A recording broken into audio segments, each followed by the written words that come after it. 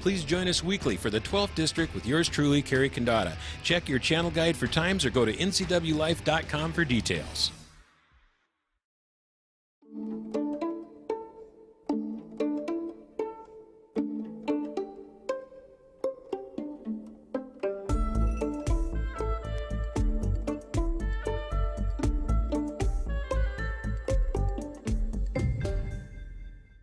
Welcome to Let's Learn here on the NCW Life Channel. I'm Eric Grandstreamer, your host, and joined by the Fishin magician today here on Let's Learn. We've got Dave Graybill in the studio. We just happened to have a little lunch, and I said, "Hey, Dave, you got time?" And Dave wasn't always necessarily have time for you, Mr. Grandstrom. He's going to come in and join us on TV today, but thanks for stopping by. Absolutely, it's working out great. It's hard to find you in town these days with your multiple hats. He's got the sponsored hats on today. By the way, Bob File, new sponsor here on the NCW Life Channel, so happy to have Bob Files on board. But, I mean, of the hats you're wearing these days, there's multiple, including the gargantuan amount of your time spent on the Fish and Wildlife Commission. Yes, the commitment to serving on the Fish and Wildlife Commission has turned out to be a little bit more than I'd anticipated, but it's one of those things too, Eric, where you can choose a level at which you want to participate. And as I was mentioning, I think what prompted this was the fact that I'm going to be attending the North of Falcon meetings in Portland this year, which is a 7-day process. Mm-hmm. So, speaking of North of Falcon, now there's folks that are kind of have an ear on the salmon industry, as it were, and very interested, of course, in the recreational angling here in the Upper Columbia. North of Falcon, yes. Where does the term come from, first of all? I was prepared to answer that because I had always wondered too, and North of Falcon refers to a point of land on the Oregon coast. Oh. Because this process deals with the anadromous species that primarily on the coast of Oregon, Washington, Canada, and Alaska. And there's some California, but those are primarily the range of the ocean and the tributaries that we're talking about. And the North of Falcon meetings are the annual meetings that the Department of Fish and Wildlife has with our tribal members that have interest throughout Puget Sound and the coast. So there's a lot, I know, that goes into before you guys ever meet. Yes. With research and everything else, and a lot of biology involved, and counting last season and looking back 4 or 5 years ago, and everything that comes into this week-long worth of meetings that you're going to, correct? Yes, well, it coincides with the Pacific Council. We are waiting while this august body that covers every species, groundfish, halibut, they do all the forecasting of what's going to be coming from the Pacific Ocean on a given year. What are the abundance levels? Everything from Chinook, sockeye pinks, and again, like I say, even some other species. And so when they've got their research gathered and presented, then we can make our estimates of what we expect to see entering Puget Sound or the coastal rivers. I don't envy anybody that's going to make a prediction of any sort when it comes to a salmon species or fish species of any variety, because of so much that goes into it and so much that you don't know about, or that they don't know about. Exactly.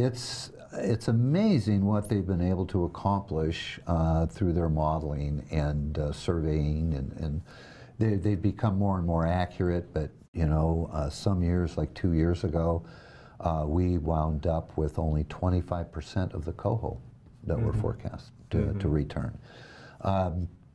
So it is kind of it's a difficult science. And then one of the factors too is that most of these species that are fished on in Alaska and Canada are bound for Washington waters. And so there's a lot of tough negotiations that go on. Sure. With that state and with that nation, so that we can have enough fish to return to our waters with reasonable harvest amounts, allowing for escapement. so that we have those fisheries sustained every year. With the, I just forgot the question I was going to ask you. Looking at those fisheries, I guess there's a lot that we know, but there's still a lot that we have to learn. Correct? I mean, as far as, for example, a salmon that swims up through Bristol Bay, for example, how far does that salmon that's maybe destined for here, the Upper Columbia, how far does that fish stick its nose into a river body system before it decides, oh, no, that's not where I'm going. I'm coming down here, and and it eventually winds up here. It's incredible that these fish survive. I was up on the Wenatchee River here last year in Tumwater Canyon, watching the sockeye and turning colors, and I was just amazed. You start doing that math and thinking, my gosh, how many dams, how many miles, how many obstacles did they encounter just to get here? Yeah, and they're incredible, just incredible species, amazing fish. And you're right, one of the things you mentioned, well, that fish may wander up into a tributary. We are finding that what we call a stray rate is a lot more, it occurs a lot more often than we realize. I remember being on Hanford Reach once and catching a salmon that had a tag from the Snake River. And I thought, wow, that's pretty unusual. It's not unusual. Wow. And in fact, what we figure that the reason for those stray rates, where a king salmon will wind up in the Hanford Reach, or a steelhead will wind up not in the Matthow, but the Okanagan, or something like that, or the Wenatchee, it's a way that they protect their species. And if there was some kind of disaster that wiped out that particular run that year, here's a salmon that came from that region that actually wound up somewhere else. Interesting. And so he can carry on. And so those are the kind of the mysteries of the science too that you refer to, that we're gaining more and more understanding of how they've managed to survive through eons. And that might be one of the elements of how they've protected that they can sustain a tributary even through ecological disaster. What's amazing to me too is that they can decipher the body of water from which this particular fish came from, just from a scale sample. I mean, now they can take a water sample. They can do a DNA sample and determine genetics from water samples. That's amazing. And that's one of the things in Washington, which kind of makes a lot of sense, but we have the most advanced genetic transfer research available in the world. We're the top of the world in many sciences that have to do with anadromous species. Yeah. One of the species that's had a battle as of late here the last few years is steelhead, and I wanted to ask you about that a little bit because that question just came up, and I'm sure you get hit with that all the time. But we're going to take a quick commercial break and come back. You're watching Let's Learn here on the NCW Life Channel, and we'll come back with Dave Graybill, the Fishin' Magician, right after this.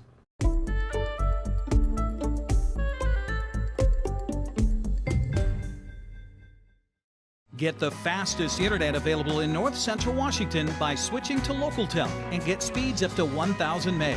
Call 888-8888 today or go online to localtel.net.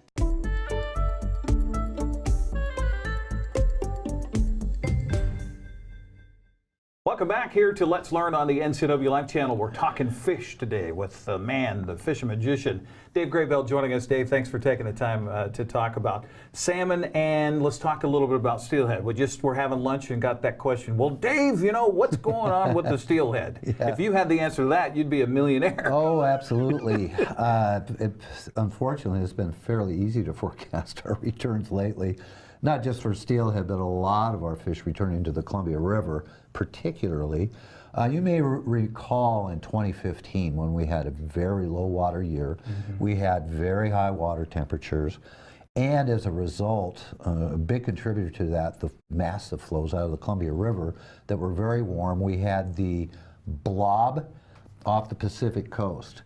This was an enormous area. It wasn't just off the coast like in Westport. This was huge.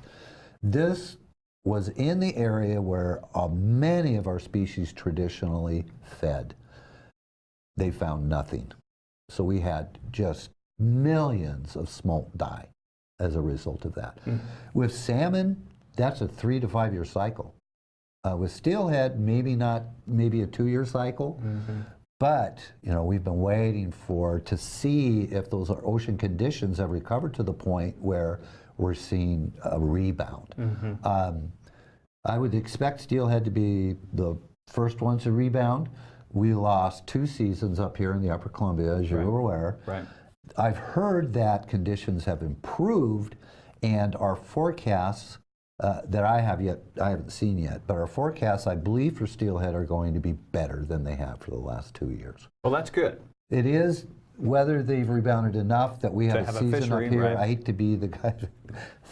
That's my favorite fishing, you know that, and my wife Eileen is deadly with the bobber and jig, and we've dearly missed that. Our time on the Columbia fishing for steelhead is something that many people share with me in terms of just missing it horribly. Well, and being on the Fish and Wildlife Commission now in your position, especially representing the fish interests, especially of the north, the Upper Columbia and this region here in Eastern Washington, it's not just recreational anglers that you're looking at. It's everybody that is impacted by that fishery that's also impacted. I mean, look at the businesses in the Upper Columbia, in Pateros and Brewster and those traditional places where they've had the ability in the wintertime to host people that are coming for a steelhead fishery that haven't.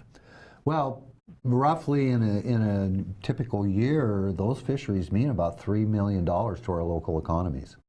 And that's just here in the Wenatchee Valley. It's another thing, and the dollars go a lot further in Pateros and Brewster and those smaller communities. Absolutely. It has more than just recreational impact. It has serious economic impact. I think it's important to point out, and you can read Dave's reports on Facebook. Just look up fishandmagician.com on Facebook, and I contribute to that as well periodically. It's not all doom and gloom, because while we've had some problems, yes, with the river systems and those fisheries, some of our other fisheries here in north central Washington have absolutely exploded, especially kokanee. Kokanee fishing is, the popularity of chasing kokanee has just increased incredibly the last few years. And the fisheries in our region have met the challenge. Lake Chelan has become a year-round fishery. Last year, this year, we can't foretell the future on that, but it's been phenomenal. Just tremendous fun fishery, close by here in central Washington. And there are other fisheries, too, that contribute to the kokanee frenzy. But certainly this spring, that's going to be the center of attention for people that enjoy kokanee fishing. And if you haven't done it, it's terrific fun. One of the things that I did last summer is I didn't even use my downriggers. I just used lead balls and just had a blast catching them that way. And they're also getting of a size that people can really appreciate. And the table quality of kokanee is fantastic. These are baby sockeye, and they feed on the mysis shrimp in Lake Chelan, so they are just like an ocean-caught sockeye for quality. Oh, really good. And of course, you go up the pike a little bit here, so to speak, and you have a chance at some of the largest kokanee you'll find, which I say they're a sockeye salmon all the way in Lake Roosevelt. It's amazing how big those fish are and how good they are as well. Yes, they're terrific fun to catch too, and quite large. The state record for kokanee comes from Lake Roosevelt. I think it's 6.25 pounds, which is, like you say, that's a sockeye. And it's kind of laid out at the gate this year. 2 years ago, we had a phenomenal season up there, and they were very abundant. It just seems like there will be fish caught up there, but not in the numbers there were 2 years ago. But then these all go in cycles, as you know, and so that's always something to keep an eye on, is big fish kokanee fishing at Lake Roosevelt. You mentioned sockeye. That's another that a lot of people focus on, the sockeye, especially in the Brewster Pool and maybe Lake Wenatchee. I know you don't necessarily have those numbers in front of you, but what are you hearing maybe this summer about a sockeye fishery in the Brewster Pool or maybe up at Lake Wenatchee? Well, actually, the forecast is something I do. I believe the forecast for the entire Columbia River is 99,000 this year. Oof. Very low. Yeah. I do not expect to have a fishery in the Brewster Pool, and we're very doubtful in Lake Wenatchee as well.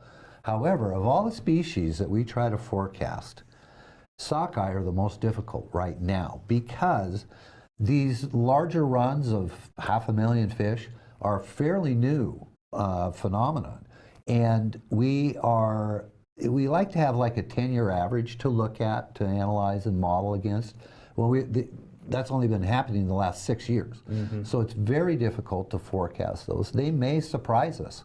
I remember 3 years ago, I believe it was, that the forecast was for 200,000 and 500,000 entered the Columbia. That unfortunately happened at a time too when we had some very warm water conditions, and we lost half the run just due to warm water.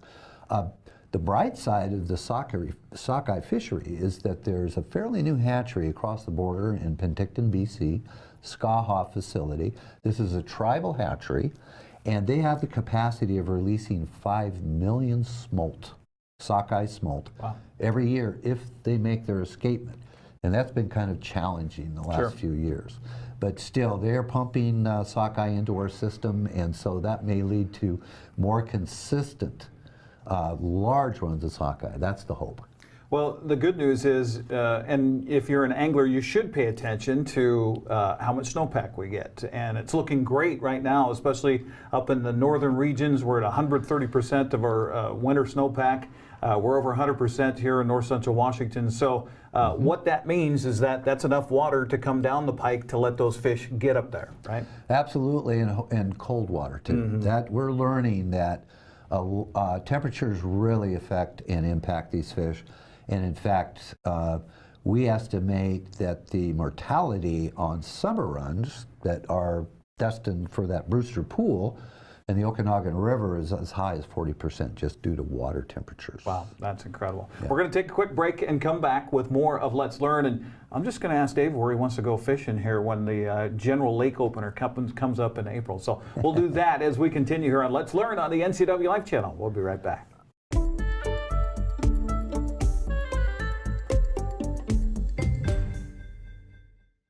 For all the latest news in North Central Washington, go to ncwlife.com or find us on Facebook. Got a news tip? Email us at news@ncwlife.com or call 888-2020.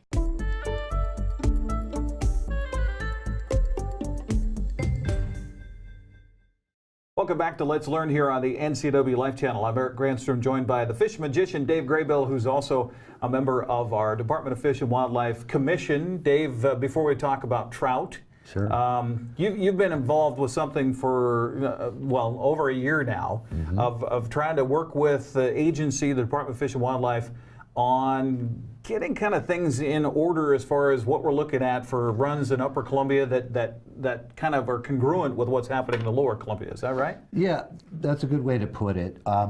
We are the source of many of the runs that return to the Columbia River, where all of the summer run salmon come from our region. The fall salmon originate at Priest Rapids Hatchery. The sockeye are going across the border into Canada or to Lake Wenatchee, and I can go on. And so there's been some concerns for many, many years about how the Lower River manages the harvest and recreational catch of these species before they get over Bonneville Dam.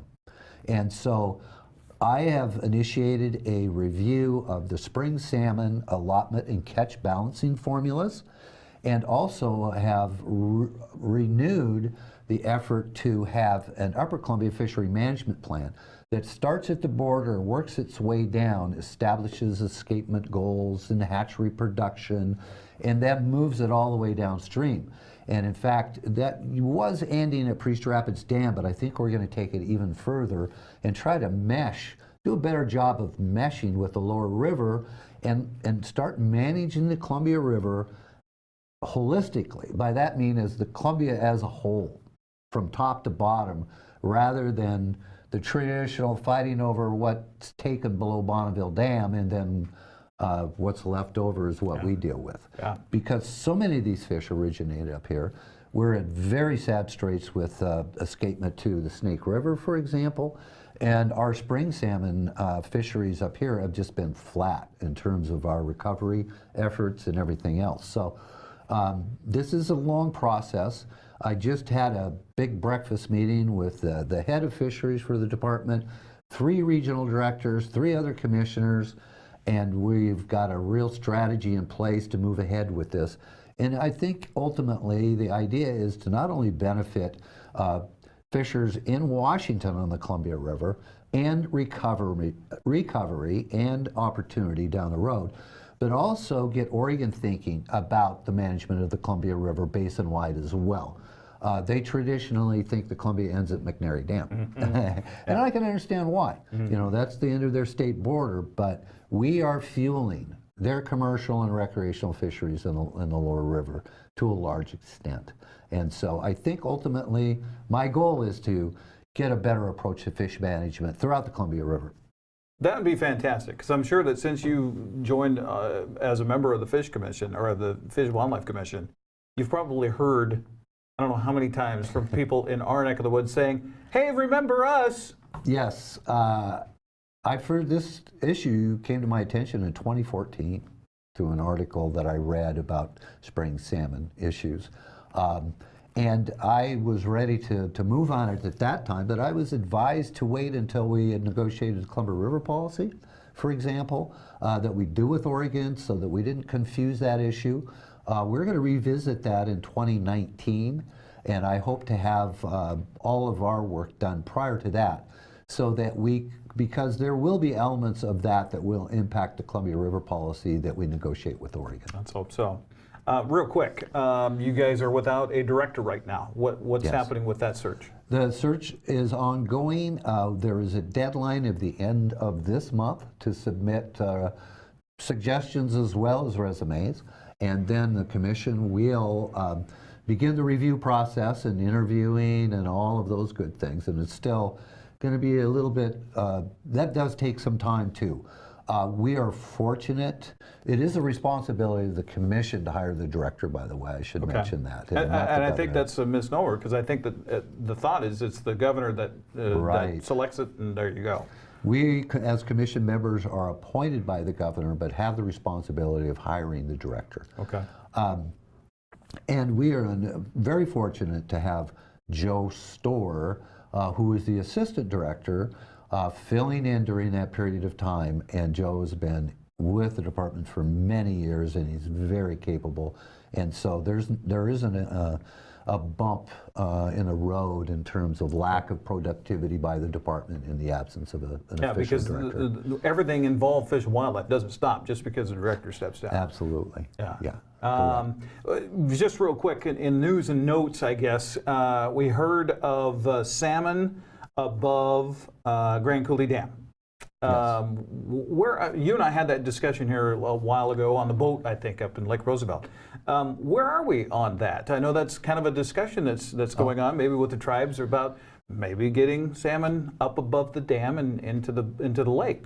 Yeah, absolutely. Yeah, there's been a desire for a long time to explore the feasibility of just doing just that, particularly with the Colville tribes and their confederated tribes and cross-border tribes. And when it first came up, I thought, well, that's kind of crazy. You know, how are we going to get them over Grand Coulee Dam? The new technology that's out there, and it would be very interesting. I think you could just Google whoosh, WHOOSH, whoosh system, and you'll see that there is this great new salmon gun. It's a salmon shotgun. Yeah. Aren't they using that now on this Upper Skagit? There are places where they're actually using this, and they put salmon voluntarily from a holding pool enter this pipe. It puts just a half a pound of pressure on them, and they've successfully gone 500 feet in elevation to That's move incredible. fish upstream. That's And incredible. they just come flying out into a holding pond, and everything's great. So with that technology, it may need to be staged where they move from one holding pool to the next to do these increments, but it's now possible. Possible, yeah. The challenge, though, is now downstream passage. Right. And you can understand the extent of that challenge by looking at Rocky Reach Dam. That pipe system, for example, I've heard estimates of $120 million to $190 million that it cost to put that in place, including knocking a hole in the face of the dam. And in fact, I arranged a tour 2 or 3 years ago with the Colville tribe and their technical staff to come down to Rocky Reach, and the PUD gave us a tour of how that operates. Right. And so they're very interested in learning downstream passage techniques too, because that in sometimes is the greater challenge. Yeah, one thing getting them up, it's another thing getting them back. That's right. But if you could imagine having salmon go wouldn't that be something? throughout the Columbia River system again, all the way from the headwaters. Yeah, that would be fantastic. Yeah. Real quick, we're coming up on the last Saturday in April, which is the General Lowland Lake opener across the state of Washington. Dave Graybill, Fishin' Magician, if you had your one body of water you could go to, where would you go? Well, let me describe it this way. As you know, my wife Eileen You go and I, everywhere. Exactly. For probably maybe 15 years, we'd jump in the car, leave the tackle at home, and just grab the cameras and tour. And I'll tell you where they're going to be, large concentrations of anglers are always at Jameson Lake, Blue Lake, and Park Lake. And another great one is Wapato that always has a very good catch rate at Wapato Lake. Yeah, and some big fish too. And some very nice fish. I think the one about Blue that attracts such a big crowd is abundant shore access. If you're willing to the whole highway. It amazes me. There's people that show up 3 days in advance of the weekend. Get their spot. Just to hold a spot for their RV and friends. Absolutely. Well, there's plenty more to talk about, Dave, but we're out of time here. So thank you very much for taking the time. Appreciate Thanks it. for having me, Eric. Dave Good to Graybill, the see you Fishin' again. Magician, joining us here on our Let's Learn program on the NCW Life channel. Thanks for watching.